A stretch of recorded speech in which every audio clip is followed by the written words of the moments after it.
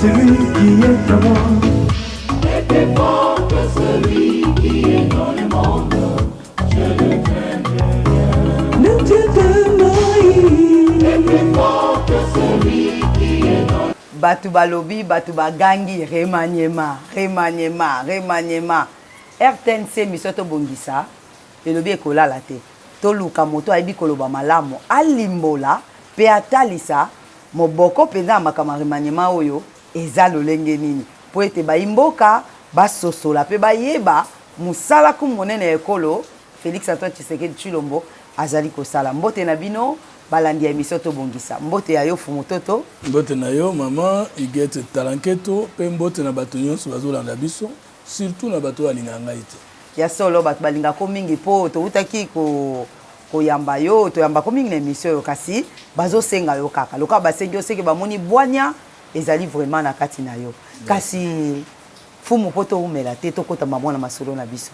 Likambo remaniema, ba Congolais ba koloba, to moni bato mosusu basaleli yango ba point de presse, to moni bato balobi. Pona yo, omoni yango ndenge ni. Bon, eza na bato misato, lolenga bato misato. 1. Bato basepeli. 2. Bato baza na kanda. 3. Bato yo ba occupé na ngote. O bazo kanisa ke les choses demeurent le même. Na ekokende malamu, na ekokende mabe, etali bangote. Gouvernement et salemi remaniement.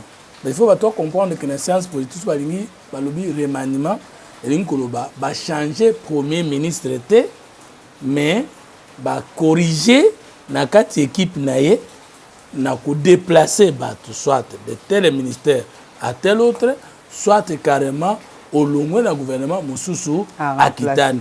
C'est ce qui a été fait. Ce qu'il faut retenir c'est que na gouvernement ils ont 3 évaluations. Évaluation à liboso, évaluation il y a moto à l'autre ndoto. On appelle ça par exemple pour comprendre.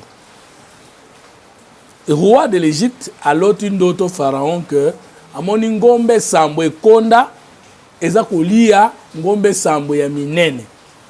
Aluki mutu ya kolimbola bato nyonso banganga baele baluki balimboli te.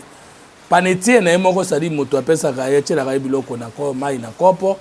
Ayoko yebse mukonzinga nazalaka na prison Israélite moko Joseph azakuna alimbolaka bandoto. Soko kondima lokola alimbolaka ndoto ke na kolongona boloko pe na kozonga na musala ngao na longwa na zonga soko kondima na ke nobenga ye akoki kolimbola ndoto wa. Pharaon ya yebisi Joseph ndoto alotaki te ayebisi yo lokolo za muto limbola bandoto na sengi yo labo yebisa nga ndoto na lotaki pe opesa nga explication nango. Quelle question?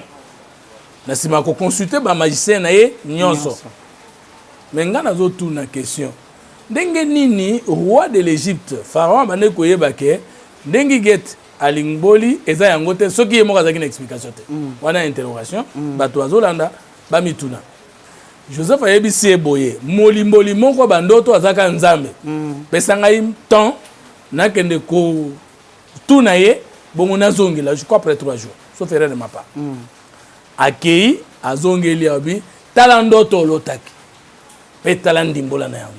Gombe sambo ya minene eza bambula sambo ya bomengo ya bilanga oyo kobima. Mais ngombe sambo oyo ya mike ezali mbula sambo ya pasi oyo kolanda. To sala nini? To bomba biloko oyo kozana abondance à 7 ans pour 7 ans wana eleisa 7 ans ya 17 ya passe. Et la Bible dit Pharaon la Bible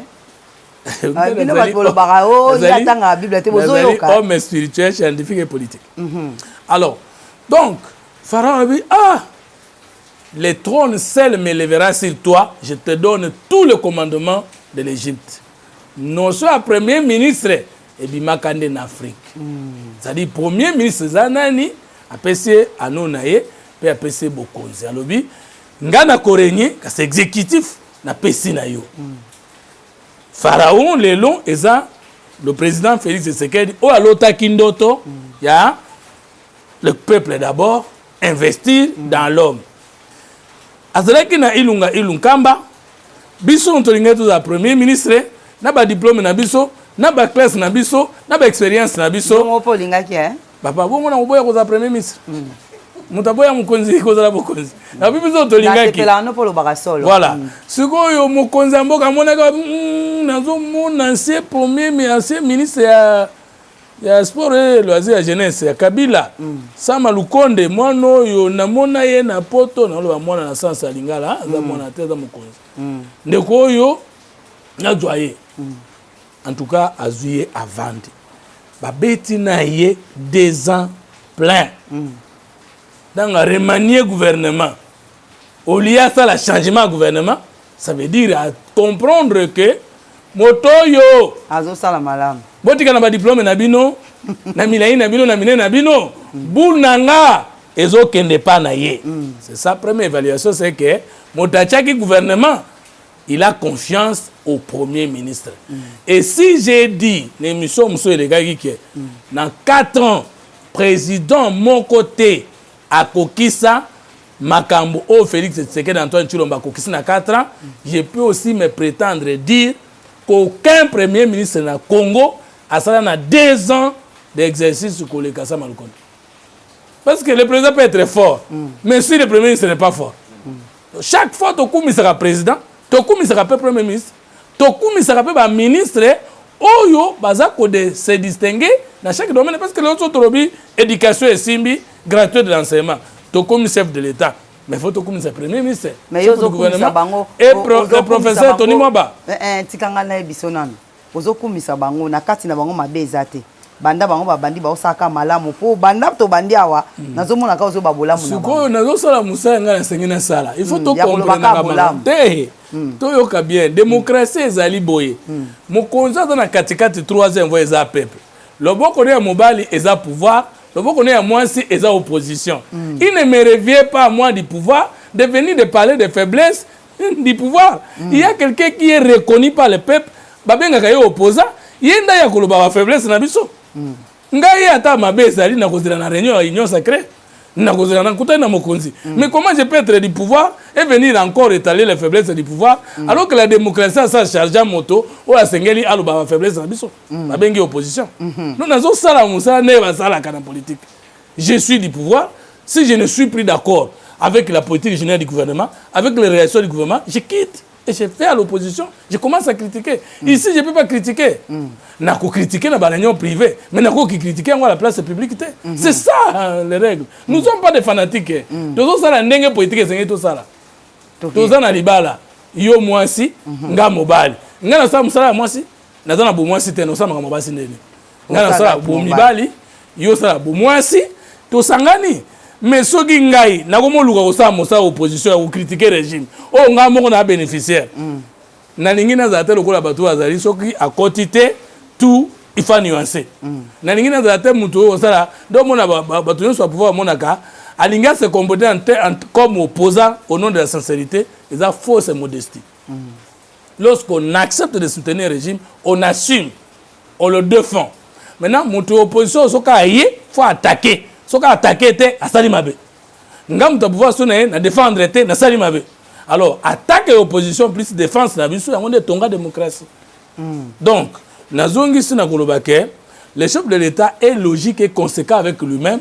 Il a trouvé que le premier ministre Malukonde n'est pas à reprocher, il n'a pas changé le gouvernement, il a remanié le gouvernement. C'est logique. Parce que balobaka on ne change pas l'équipe qui gagne. On ne garde pas l'équipe qui perd. Et ce qu'on a bien dans le gouvernement de coalition, avoir un jeune doux, calme, compétent, comme ça, on a facile. Parce qu'il n'est pas de l'île de pèse. Donc moi, je crois que c'est sage. Et puis, ce qu'on a dit, dans le remaniement, on a Balan Bakoti. Jean-Lycée Boussa maintenu, Jean-Pierre Bemba à côté. Les années. Le président fait la paix à l'Équateur.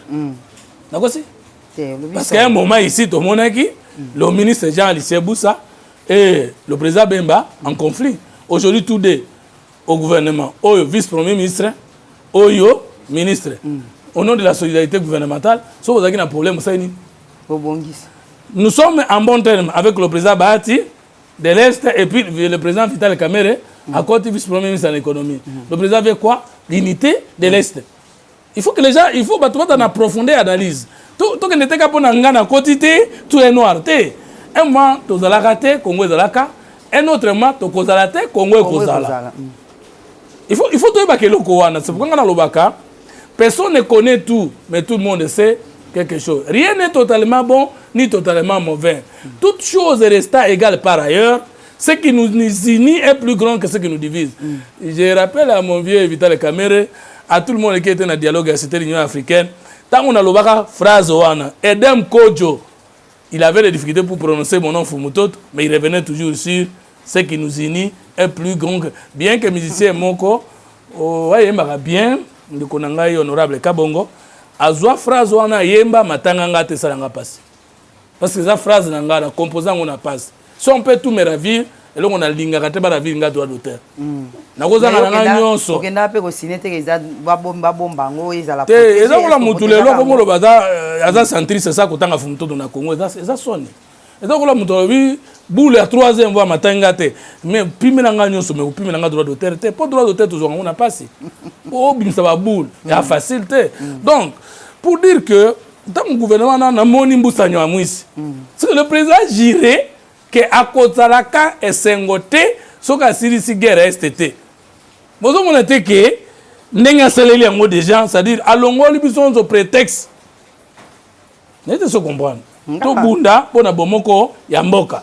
Donc pour nanga nazane sengo parce que na kanisi que président ko sa tête kamwe ko bebisa mboka. Ah mais bango balobi côté wana musu balobi que oya sali wana akoti susu mboka na kati na mwabu libulu.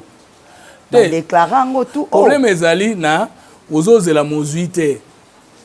O raté net yo pour rater. Na raté parce que so ba tchenga na ngana boyate. Mais na raté te parce que na kina promesse à okotate. Bon. Je comprends. Na raté te parce que je n'ai pas idée. Mais ça yo peut moi passer. Non, yo ça n'a pas c'était parce que chaque chose a son temps. Et ça n'a pas c'était parce que pour les chefs, j'ai fait déjà quelque chose qui est bon, ça je le dis publiquement. Je crois que les chefs étaient très contents de ma communication. Et ça me suffit. Ça viendra ou ça ne viendra pas, c'est pas mon problème. J'ai fait 18 ans dans l'opposition, dans Koufate. Alors que je pouvais vivre, même si je ne travaille pas. Ça, il faut le dire. Non, dans vivre. Dans une institution, dans une nommé, mais j'ai vu. Mais j'ai fait 18 ans sans vie, mais je ne suis pas mort. Non. Ngai mutuali régime à Liboso au défendre, les Congolais resteront témoins. Et ça régime a fait Antoine Chilombo. Régime à Liboso, président Liboso, majorité à Liboso, yanga ko défendre yango wana. À partir du moment où on a un chef de l'État, Ayebisinga, je suis fier de ce que tu fais, continue. Moi je crois que je suis déjà mon nommé. Ça viendra maintenant ou après, ça c'est pas mon problème. Parce que Moutou ça les lobby que je suis fier de toi. On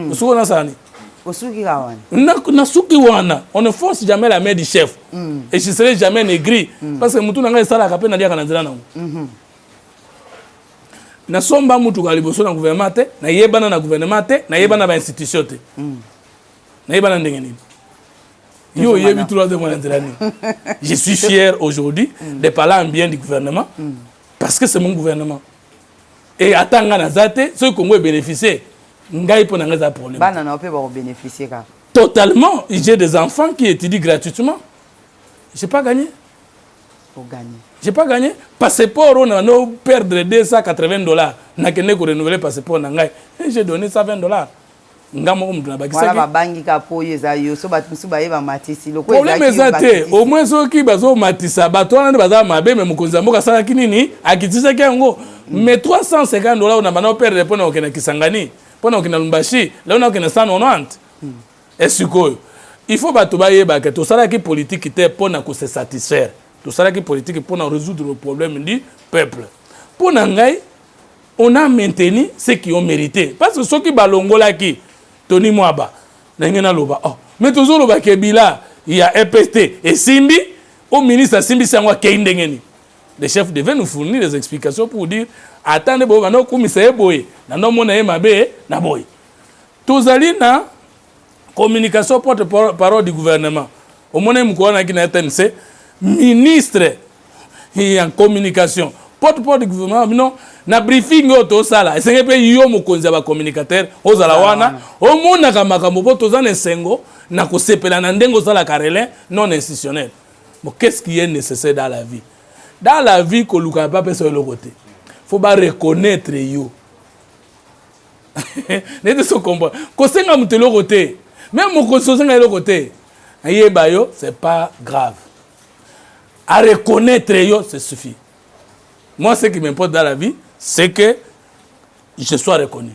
Pour Nayo, on s'appelle un remaniement. On s'appelle un remaniement pour Namoni. Le premier ministre s'est maintenu parce qu'il fait bien son travail. Parce que Tokoka il peut colingater président chambardé gouvernement et qu'on même habite sur la nuit alors que tu prépares l'élection. Ça, c'est mon point de vue. Et j'ai vu les gens qui m'ont appelé Kosilikate Nasilikani. Nazo Silika Nin. Nazo Silika Nin. Il faut tomber ça. Il y a des gens aux députés, au côté du gouvernement, au regretté Nin. Tu es allé postuler pour faire un bon travail au Parlement.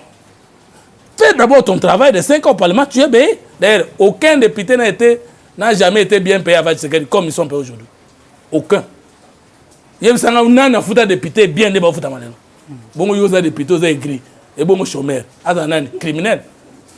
Il y a des gens qui ont écrit. Moi, je ne travaille pas. L'union sacrée. Je n'ai pas écrit. Mais il y a des gens qui ont écrit. Mais c'est très grave. Mais à part, il y a un remaniement où il y a un est. Papa, maman, Jean-Pierre Bemba, Gombo, vice-premier ministre de la Défense, qui n'a pas été content? Qui n'a pas compris la leçon? Antipas Mboussa Niamouis, un côté du gouvernement, qui ne comprend pas? Le chef sait nous récompenser. Un jour, moi aussi, je serai récompensé. N'était-ce pas comprendre? Mon beau Jean-Pierre Bemba, c'était la rébellion la plus structurée, la plus puissante, la plus organisée. Et c'est à cause de ça que Patassa Benga qui est na Kobunda Kuna. Donc, si moi, Jean-Pierre Bemba, la donne va changer. Au Mata, au Kita. Donc, vous assure. Trop sûr. Parce que les Congolais, 100%. Azamwana Congo, Azamwana. Ya Bembe. Oui, évidemment, ici. Azamwana Congo. Oui, évidemment, ici. Naïbiam. Ngana Zalaki, na Renako. Après le Koukoumana, Union de la Nation. Hein? Nous soutenons les Canadiens. Bemba a donné l'espoir en 2006. Oui. Bemba a convaincu les Congolais. Bemba a fait trembler les choses. Mais aujourd'hui, à Simba Défense, on a regretté. Oui, on a ça Mokilinae. À ça, Mokilinae. Mais pour moi, j'ai compris qu'un jour, nous allons dire maman. Parce que le chef, le fait d'aller prendre Jean-Pierre Bemba, moi, Moka, t'as là côté à Mondouki. Alors, Jean-Pierre Bemba coûte un budget de 1,6 milliard de dollars. L'armée. Jean-Pierre Bemba a coûté la loi de programmation militaire. Jean-Pierre Bemba a coûté, président Jean-Pierre Bemba a coûté politique nationale de défense. Le président Jean-Pierre Bemba a coûté fait un régime de notification des armes. Le président Jean-Pierre Bemba a coûté lever l'embargo. Le président Jean-Pierre Bemba a coûté Afridex à Zosala Massas. N'importe quoi que Massas soit Zosala les munitions. Donc on qui déjà côté Kana sous-région. Bolo bananga te na lobi secret de défense. Secret de défense. Na bolo bangote na obinde congolais ba ke to ko fabriquer masasi na balance roquette tube 12 à grande quantité. Bosiko yebi sangai. Ko somba minduki mbongo ezali. Tshisekedi apesio. Azok à côté si bana mboko ba ko trahir te na mutu ya commandement. Comment Rwanda kolenga te? Yango moni Kagame zwa kiboba ko mabiloba loba. Comment un président de 4 ans, comme Sabiloba Loba Moutou a pris de 15 ans au pouvoir? Mais nous, on est côté. Vous comprenez? Tango Macron Yawa, si Manango Sarkozy Nani, Alandi Yawa. Mais nous, on est côté. Ganzo Mouna, 6 et combien? 9. Kasika n'a rien. Bon, dans la qui n'a pas ma casse. Rwanda, quoi, qu'il infiltration. Il est quand même à Monga chouchou. Yoko individu bakuta ba arme de guerre na ba résidence na yo na yebi ke mutu yonso bazo poursuivre aza présumé innocent mais na créer mot mutu yonso bazo poursuivre aza d'abord présumé coupable avant balo ba présomption d'innocence oza d'abord na présomption de culpabilité parce que jamais le ministère de la République a quoi poursuivre yo ceux qui induisent sa culpabilité ezali na maboko na été. Jamais bakolo ba liberté provisoire ceux qui ta fuite n'est pas à craindre. Et même si ce n'est plus à craindre, dès que le provisoire ça veut dire des indices de culpabilité pèsent sur toi. Mais tant que le président Bosso, le prophète, alors que les députés, Bobby Man, le groupe armé, l'opposant, alors on a 15 de résonance à Tshisekedi. 15 de résonance à Tshisekedi. Tu vois comme prophète? C'est ça le problème. Et là, on a nos Ganzamawa, Bakonzi Bazaki, les Koliboso, Amboka, Bazaki, clair dans le peuple congolais. Deux, infiltré Bazaki est belé. Trois, tu as le pouvoir au Somamindou qui était. 4, tu as le régime de notification des armes. 5, tu as le monsolo ya malungate na armée. Et le long, nous avons le chef de l'État qui ne peut pas trahir le Congo. Nous avons Jean-Pierre Bemba qui ne peut pas blaguer. Quand on a pour la maîtrise nango. Moi, je suis mon vieux Mboussa Nyamwisi Ayebiango, Jean-Pierre Bemba Ayebiango, Vital Kamera Zana, et puis le président Batiazawana, et puis Touché Masolo. Et c'est mon engagement sur que o esengele poto bunda yango wana to kei nango déjà. Kasi otangi kombo ya Vital Kamera. Kaka na remaniement motu na ye na kati. Économie batu loko abakolela na bandite pona yo lingolo bana biso lisusu ndeka o défendre pona Jean-Pierre Bemba yepe na ebité soza maloba kuna. Bon, lo ngai nangolo bana vérité que parmi les politiciens congolais, hein, dans mon an, politicien humble, le coup la Vital Kamera Adolphe Mouzi tout. Mais Adolphe Mouzi est en opposition, maintenant on est dans le pouvoir. Moi, mon problème, c'est que je défends les valeurs d'où qu'elles viennent. Parce que rien n'est totalement bon, ni totalement mauvais. Ça, c'est la troisième voie. Le mal est le mal d'où qu'il vienne, le bien est bien d'où qu'il vienne, nous devons les soutenir. Vital Kamera, c'est parmi Batoza humble, pour preuve. À sa politique Kala, comme un ministre plusieurs fois, il n'a pas hésité à s'humilier pour nous soutenir candidature chef de l'État. Et pendant le procès, qu'est-ce que le chef de l'État dit sur lui? Motomongo est bien, il est encore nécessaire pour la nation. À quoi c'était? C'est que le chef lui-même savait que le procès n'a pas de problème. Mais moi, je soutiens un chef. Et le chef a choisi quelqu'un. Comment je peux le combattre? Pour une économie autant de malam. Mais Vital Kamera Azali, licencié, peut à distinguer l'économie. N'est-ce pas économie na campus. Biso n'est aussi na ngomba. Comment ko ba mutu na ngai sala ka sala kate. Ça le problème. Mon niveau, il en a. Il est docteur, je crois. Il a les niveaux. Maintenant Vital Kamera a commis place au ana, mais relaxani. Je ne suis pas ce que les gens pensaient de moi. Et puis tant que on doit condamner na premier degré et Kaza blanchi na deuxième degré. Mais acceptons les conséquences. Parce que tu vas condamner que il est coupable. Et tu vas blanchir, il est trop banni. Ah, mais c'est ça l'état de droit. L'état de droit, c'est que au fond du mot, il faut qu'on va condamner. Non. Mais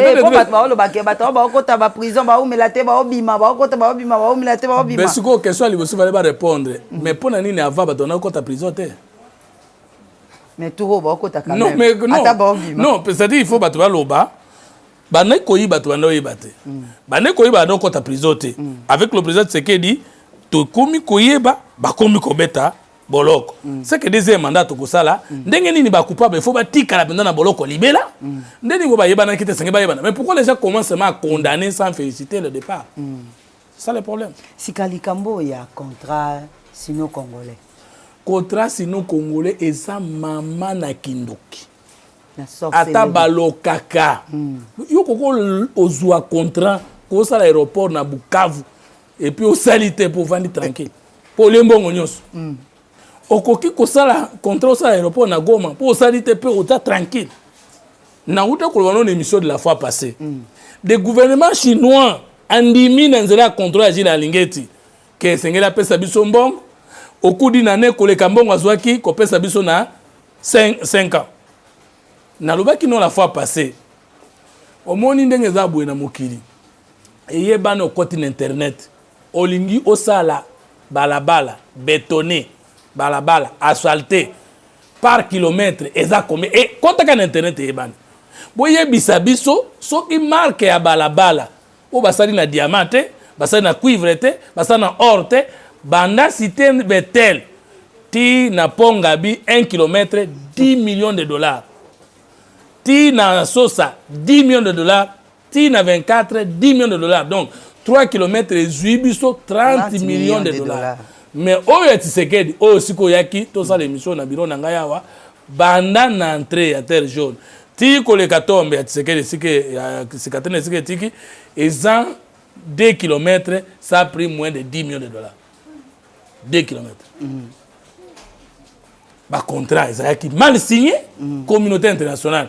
Union européenne ba telemenaki Kabila lobaki souveraineté aux na droite mais oboyi mundela tala yo mobomi bande kuno na kati Gilles Alingeti oh alingi a concurrencer président ou a kokoma candidat président depuis qui vous a dit que dans un pays tout le monde qui fait le bien doit devenir chef de l'État. Maintenant nous voulons que dans ce pays mutunyo so sala bolamu pona chef de l'État to tia songi na chef de l'État balongola ye po to zule batamabe batala wana. Gilles Alingeti n'est pas docteur Mukwege. Mais balobi bazo contrôler té azukuma na mbongo ebele Gilles. Alors bazo contrôler té ce que bato ebité comment ça fonctionne. Ya bato akomi na mituke ebele batangi ba mapangu ne komi combien? Té mapangu batangi yanga tendeni. Ba otanga ngoma le. Voilà le problème. Pour Congolais alingaka amola mutu azo souffrir. Omoni lopango ebandi. Terrain net biso za koto na sele bandi na $5,000 ebandi non. Soso mutaza na $100,000 na ye. Na mapango boni mukolo ba fundaka Adolphe Muzitu na mapango réponse apesa nga yango bi fumutoto bango batongi na Afrique du Sud bango batongi na poto nga naza kinwa mutabandundu ndambu na zui na salaire nanga ndambu na zui na privilège de fonction na tongi na Kinshasa. Ce n'est pas de crier mapango ba prouver ndeke nga na yibaki. Le débat c'est pas que mutoko za lopango te mutu nyonso za normal ayebi ko sala économie na ye atana kindumba te azo sakana mbongo na été moi si na yebi koteka ba na baza discipliné so ki ata futa ko $5,000 dans 10 ans tu peux construire des frères sœurs parce que l'argent on le multiplie avec l'intelligence. C'est ça le problème. Alors on veut nous dire que Gilles Alingeti est compétent pour contrôler et il n'est pas intelligent pour multiplier son salaire. C'est pas ça le problème. Mais pour le contrôle, Aza incontrôlé mais parce que les gens ne savent pas, il y a 3 contrôles dans la finance publique. Il y a d'abord les contrôles des assemblées. C'est-à-dire le Sénat et l'Assemblée nationale. Dans la Cour des comptes. Contrôle wana est supérieur à contrôle à IGF. Est-ce que vous voyez bien? C'est-à-dire que Gilles Alingeti n'est pas le Parlement dans le contrôler à Zan Eloko Mokota Oloba. Tout ça, la Cour des comptes, c'est-à-dire organe de contrôle et Assemblée nationale. Ce que je ne comprends pas, c'est que Cour de compte, faiblesse n'est pas nini d'après la loi. Cour de compte a contrôlé en tout cas, mbongo nyoso zouaki na biloko nyoso l'État et c'est siri na sima kota la archive. Akokanga ona moyibi mais ma difficulté. IGF na poto et ça la gate o IGF ya biso e ça la. IGF na poto ça ka patrouille financière. Patrouille financière ngoloba kota la ba dépense avoir affecté siri. Mais le chef de l'État Félix Tshisekedi aye awa selon aussi la loi, IGF a 3 missions. Contrôle a priori concomitant et a posteriori. Et nous kolobanini parce qu'il faut que tu comprendre. Atala yo avant de dépenser ce que vous savez qu'après d'offre à malam peut aussi la qui biso meilleur offrant par exemple big et ça na $10 awa. Mais yo na dépense no lingo ça yo entreprise yo service à l'État au lingo so mabika na $12 batuni yo et ça même big éducation. Pona nini oboyi ko somme pas muta $10 au lingo que ne somme pas muta kitisa peut justifier ça c'est avant somba. Tango zo somba concomitant ngoloba o tielo kolo ije fache bozo somba yona ye et loko zo pesa bato kanda zuwa bazo mona Alingeti mama na démon parce que ba yebité ba mesana na prédation ba mesana na kofossoyer république ba komi komona lelo les contrôle. Deuxième contrôle, nous avons les comptables d'État. Nous avons les comptables d'État. On va donner droit à contrôler Misolamboka ndenge zoloba. Nous avons un Sénaref et d'autres services. Mon colonini Gilles Alingeti azali contrôler. Oh yalinga contrôler a kende conformément aux lois, kende contrôler. En tout cas, les lois namboka na biso, il y a des gens que nous devons couler comme des modèles. Namboka na bino, ko kalisate ka Abraham ataki na défaut. Ko kalisate ka Moïse ataki na défaut. Mutu nyonso ataka na défaut, mais pour qu'un pays et que Ndembango, il faut reconnaître les mérites des Congolais et les couronner. Dans le régime a fait ce qu'il dit. Ce que tu as vu, Barnabé Mouakadi, il faut tout couler comme modèle. Gilles Alinguette, il faut tout couler comme modèle. Na comment qui n'a Paris Moukoana, n'a coûté monument Moko Basala, a commis honneur aux soldats inconnus. Na tout le soldats inconnus, c'est que non. Il y a beaucoup de militaires, Baboundé la France, Bakoufa, Tokoka comme on est si kabazalité. Mais on va accueillir honneur, non, honneur c'est pour encourager des soldats vivants pour baser la idée à Kosalambo Kanabango. Si parmi nous, les gens se sont distingués, comme les Alinguettes, comme les Barnabé Mankad, comme les autres, comme Vivi Masuka, na lo alaba. Parce que tu as c'était bon. Todo banga nini, pour te dire que le Bamabe abatu. Mais todo banga nini que le Babola mo abatu. Donc, pour Nangai, gouvernement est sali. Wano kitaka, oui, ba service est sali. Et sengeli sikoyo biso nyon sacré mutu na mutu a se distinguer na bolam asunga mokonzi ya mboka pour que peuple congolais apprécie yé deuxième mandat na kimia et je suis sûr que casting et kolekasu kitoko et il va encore retourner davantage. Merci beaucoup.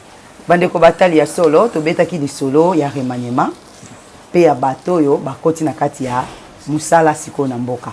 Tozalaki bongo na fumu toto boyoki lolenge alimboli lolenge alobi tokozongele lisusu pamba te azali moko oyo azali invité na biso permanent na kati émission to bongisa pona koloba bolamu oyo chef de l'état azali kosala na mboka na biso pe bakambi oyo bazali kosala na mboka na biso totondi bino botondi botikala malamu tokutani bongo la bikolo ekoya.